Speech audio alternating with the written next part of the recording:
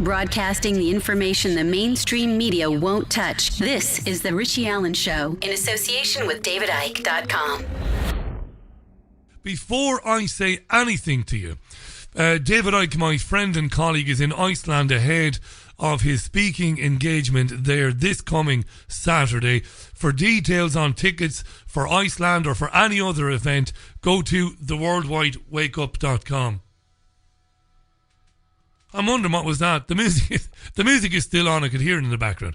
Yes, so go to davidike.com or theworldwidewakeup.com. That's where you'll find out information on ticketing for the Worldwide Wake Up Tour. Now, David is in Iceland and he was watching the special session at Westminster today, where British Prime Minister Theresa May and many other politicians, including the leader of the opposition, the leader of the SNPs, and the leader of the Judean People's Front, Tim Farron, they all had their say and paid tribute to the victims of yesterday's attack and also paid tribute to the policeman who died.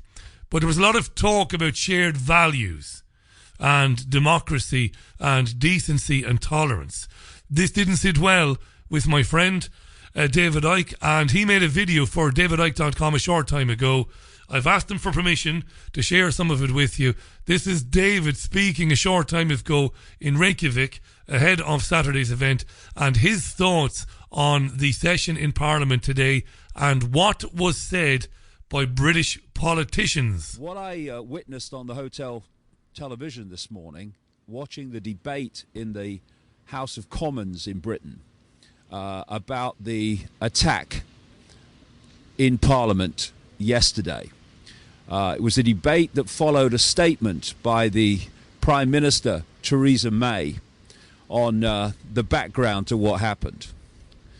Now, we don't know the full story, and anyone that has listened to governments explaining events and then seeing what really happened will know that it's right that we hold back and we don't accept the official story until it stands up to scrutiny. But that's for the days and weeks to come. The point I want to make is the stunning hypocrisy that I saw in that parliamentary debate. First of all, we should be thinking of the families of those who died and those who've been injured, some of them badly. I mean, you cannot imagine the feelings today of the families of those people, including Keith Palmer, the police officer who died. And that's bad enough. But to see then the hypocrisy in the Houses of Parliament, where you have Theresa May saying that the voice of hate and evil will not destroy our democracy, that we must come together behind our shared values, and that democracy won't be destroyed by attacks like this. I mean, there's a number of things that come from that in terms of hypocrisy. First of all, terrorism has done enormous damage to democracy. It's no good hiding the fact and saying it won't. It has. And one of the things that can be shown in relation to that is the very Snoopers Charter that was orchestrated through Parliament by Theresa May, both as Prime Minister and before that as Home Secretary. This is a surveillance law that allows extraordinary levels of surveillance and powers to the security forces and the intelligence community to destroy privacy and watch everything that people do on the internet, including reading emails. It's no good saying that terrorism won't destroy our democracy when things like that have clearly done that and destroyed our privacy and our freedoms and increasingly freedom of speech. But then you hear about we must come together behind our shared values. I mean, it's breathtaking.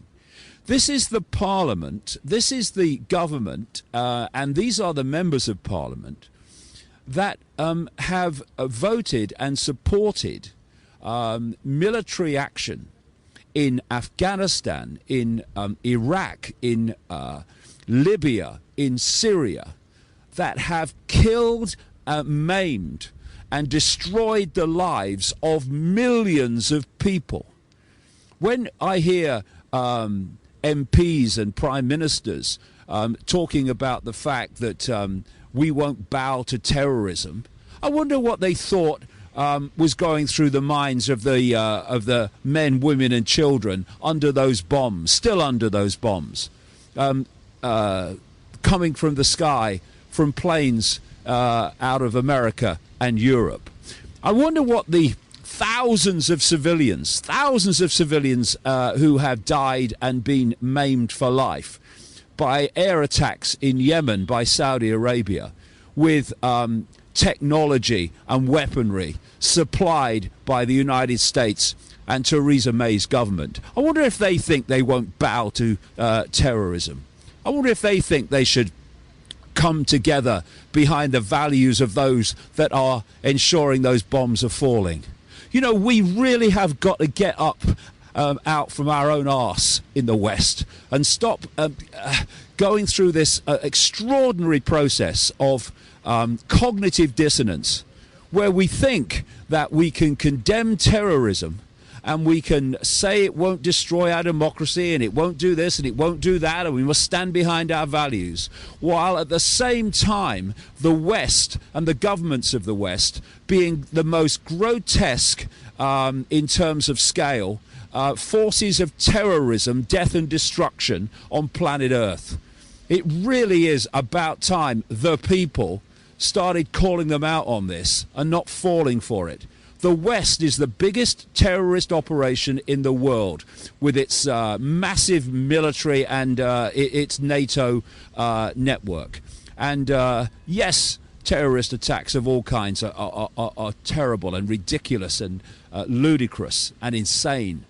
But we should never forget that the biggest terrorists on planet Earth, decade after decade, are the West, the very governments that condemn the terrorism of others. And he is absolutely right. He's 100% right. That was David Icke speaking a short time ago in Iceland. For more on that and for updates, go to davidicke.com/headlines. It's absolutely true. I said it today. The intelligence services here, along with other intelligence services and agencies like those of Israel and the United States and France, have basically murdered by funding, by giving money, arms, hard cash, hardware to the sons of Wahhabism. They have been responsible for the murder of millions of people. And I talked a bit today on Facebook about the media coverage of events like this, and it's an extraordinary thing, really. And nobody has ever really attempted to take it on in terms of to really intellectually challenge how, not what they do. We've always known, and geniuses like David Icke and many other men and women have told us for years about the mainstream media and what it does, but how it does what it does, and the means with which it does what it does. We've never really taken a look at that, and I tried to do that today on a post I made on Facebook. And I'm not the most brilliant writer; I'm far from it. But I've been, I've only ever really had one job, one serious job, and that is media production and radio presenting. That's really all I've ever done seriously. And I can see exactly how the media is doing what it is. You know, it isn't just as simple as taking the press releases from the government agencies and reading them out or quickly rewriting them into radio speak or TV speak and then putting them out, which is pretty much verbatim. It's much more than that. You know, the media are creating a living drama, as I said today, living drama that people are hooked into. You know, like any of the old great daytime soaps. Those soaps have now been replaced by the 24-hour cable news channels, which people spend most of their time watching now. I mentioned today, if you go into people's houses now in the afternoon, they've invariably, in the UK, got BBC or Sky on. Those are the 24-hour channels here. Not so much Al Jazeera and France 24 or RT. It's the BBC and Sky. And in America, it's the main players in America, CNN and Fox and the others. And what they're doing is they're creating a fictional world. The media are doing this now, where we're the good guys. It's the old cowboy and Indian film kind of scenario, but it's played out day by day. We're the good guys, we're the decent, we're the tolerant, we're the nice people, and we are under constant attack from really bad boogeymen and monsters who want to kill us for no other reason than they despise the way we live. They hate the fact that we assemble together. They hate our multiculturalism, allegedly. They hate our freedom to be who we want to be. You know, our tolerance of one another. That's the narrative. We're hated for that diversity. And our values, as you heard David say in that clip there, our values, which nobody has any idea what our values are when you look at what's happening in Syria, what happened in Libya, Afghanistan, Pakistan. I mentioned all of these things today. And there's no reporting of anything. Look at how the media frame events like this. They rush to the scene.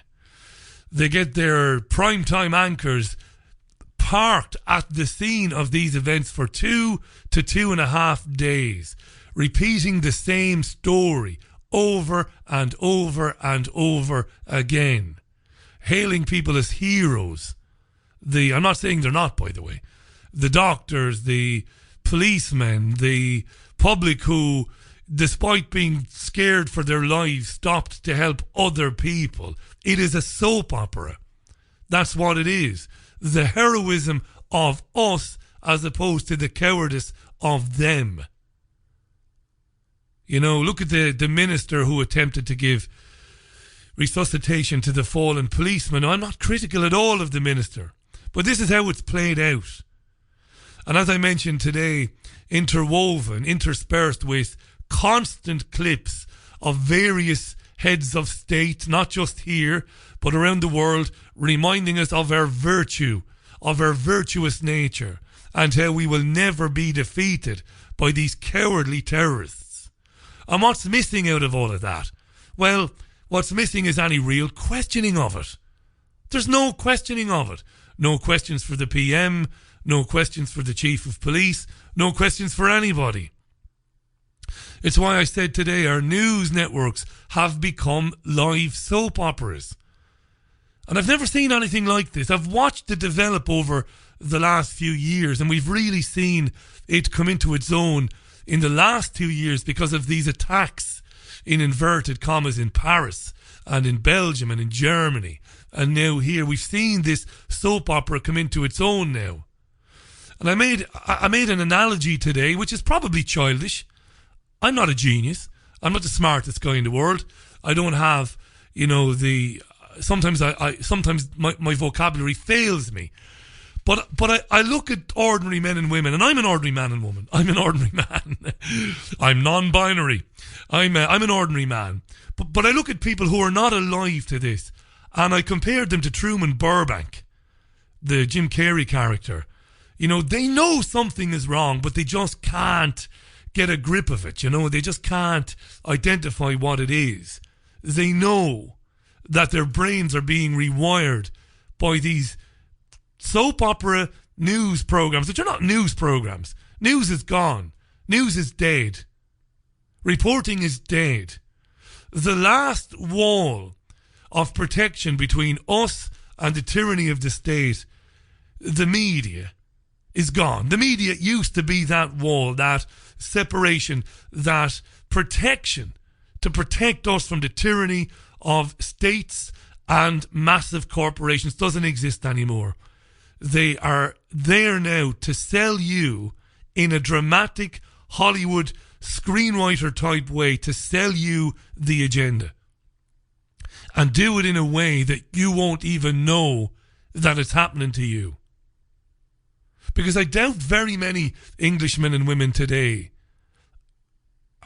outside of this audience, outside of my colleagues here at the Richie Allen Show and the great folks at David Icke and one or two others, the majority of people in this country today are not asking themselves, why is the Prime Minister not being screwed to the wall by the reporters at Westminster for the nonsense that she spouted today about values? While, as David Icke said, as she was, espousing the values of Britain, our values are virtue, men, women and children were being blown to bits in Yemen by British weapons, overseen by British officers. We don't have a media. We have 24-hour rolling soap operas. And that is a fact. And it's a tragedy.